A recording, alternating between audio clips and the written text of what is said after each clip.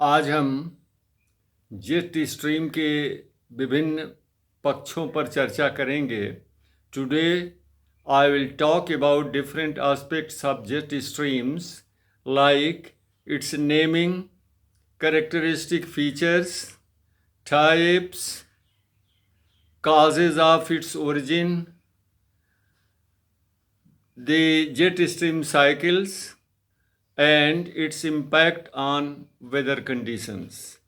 उदाहरण के लिए जेट स्ट्रीम का नामकरण, इसके प्रकार, इसके उत्पत्ति के कारक, इसकी विशेषताओं, इसके द्वारा प्रभावित होने वाले मौसमी दशाओं आदि विषयों पर चर्चा करेंगे। In fact, jet stream is a circumpolar westerly wind over the poles. वास्तव में जेट स्ट्रीम ध्रुवों के ऊपर पछुआ पवन प्रवाह का एक भंवर है, वर्ल है। इसका नामकरण अजीब घटना के समय, सेकेंड वर्ल्ड वार के समय हुआ, जब अमेरिकन बॉम्बर जेट प्लेन्स पूरब से पश्चिम की तरफ अर्थात जापान की तरफ जा रहे थे। उस समय हवा के द्वारा उनमें बाधा उत्पन्न हो रही थी और गति कम हो रही थी।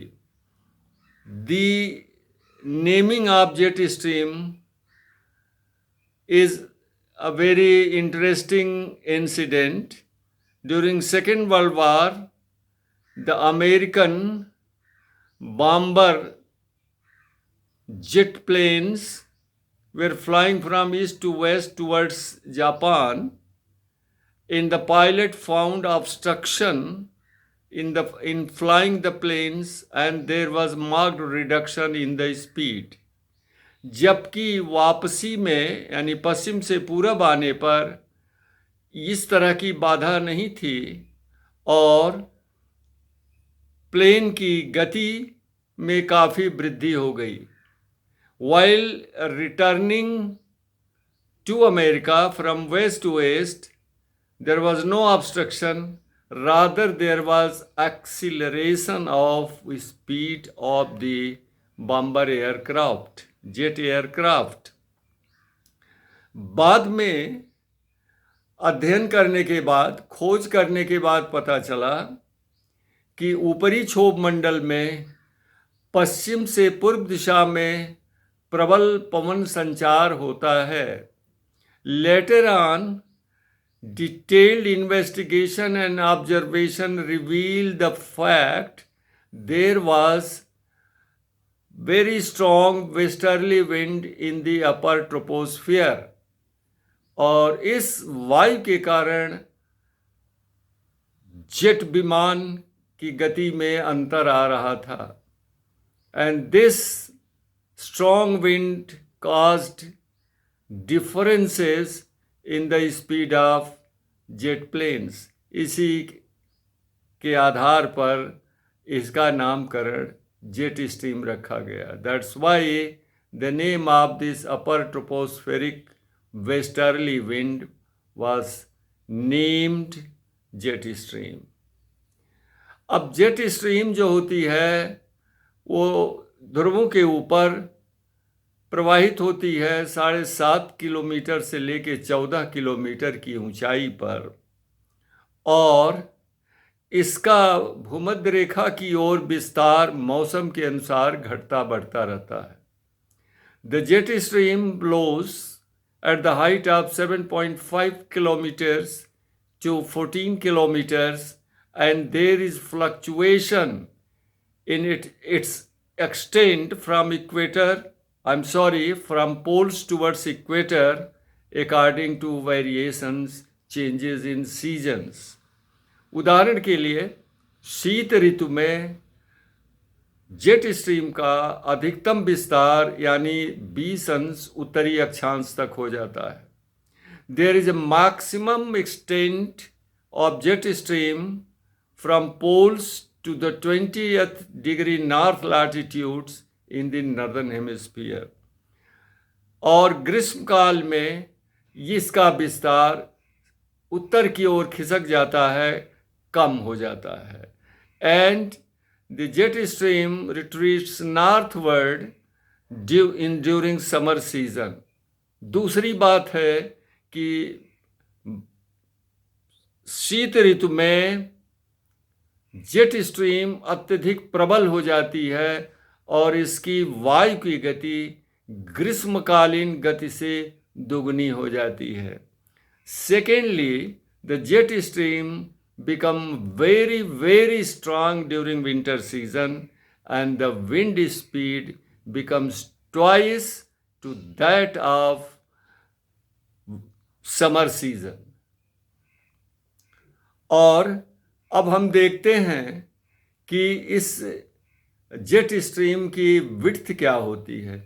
जेट स्ट्रीम, जैसा मैंने बताया कि ये 7.5 किलोमीटर से 14 किलोमीटर की ऊंचाई पर कुछ 100 किलोमीटर की चौड़ाई में और 2 से 4 किलोमीटर की गहराई में प्रवाहित होती है।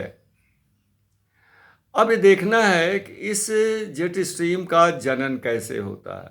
How the jet streams are generated.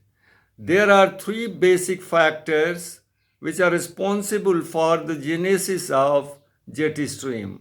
Number 1 is development of steep temperature gradient from equator towards the poles.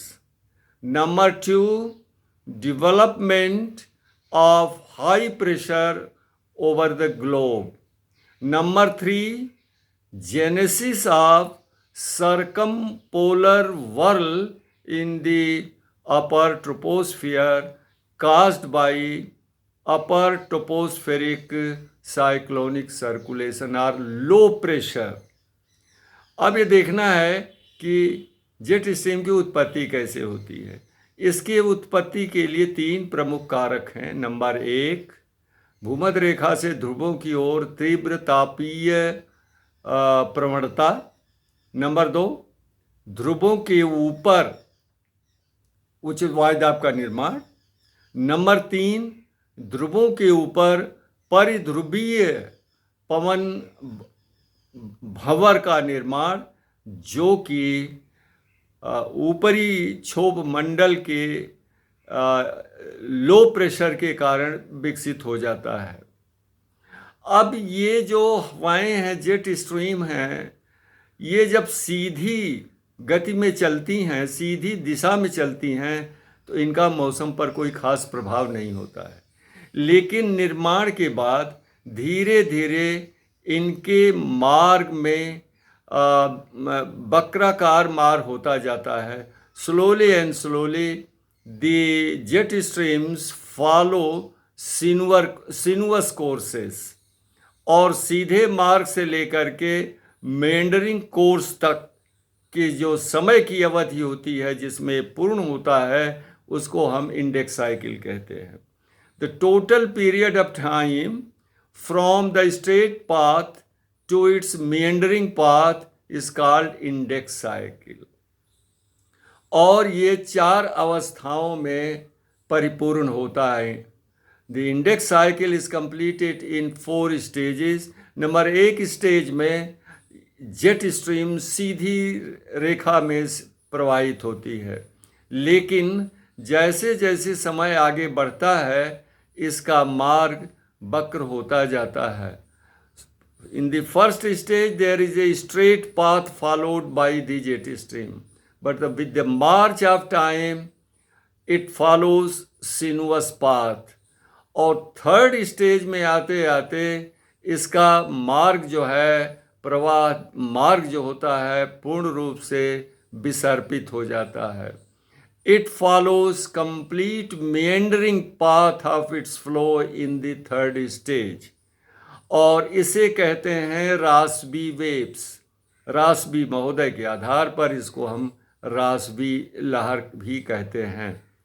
4थे stage में आते आते इतना ज़्यादा मेंडरिंग हो जाती है कि some of the meandering belt of moving jet stream is cut off, और जिसके कारण जैसे नदी में के मेंडर में कट ऑफ होता है वैसे यहाँ भी कट ऑफ हो जाता है।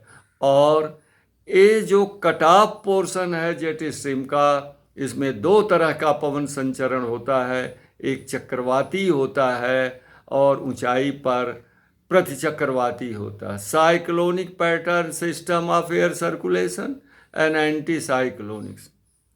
और इस कारण से क्षोभ मंडल में वायु में डाइवर्जेंस और कन्वर्जेंस होता है।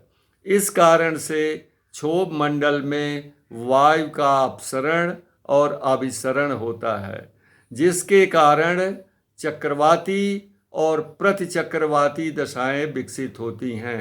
And this divergence and convergence causes upward and downward movement of air and generate cyclonic and anticyclonic conditions. चक्रवाती दशा में हवा में ऊपर की तरफ गति होती है, प्रति चक्रवाती दशा में हवा के नीचे की गति होती है। There is downward movement in anticyclonic system of air circulation and upward movement of air in cyclonic circulation.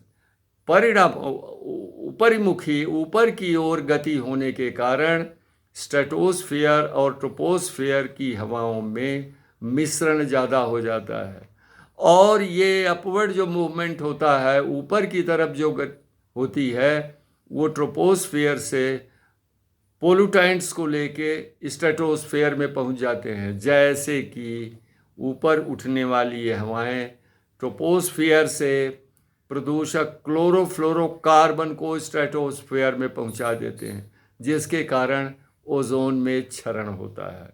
अब जो ये साइक्लोनिक और एंटी साइक्लोनिक सिस्टम बने मेंडरिंग पाथ के कट ऑफ होने से, इसके द्वारा ही लोकल स्थानीय स्तर पर मौसम प्रभावित होता है, भारत की मानसून जलवायु भी प्रभावित होती है। लेकिन इसका विस्तरण हम अगले वीडियो में करेंगे।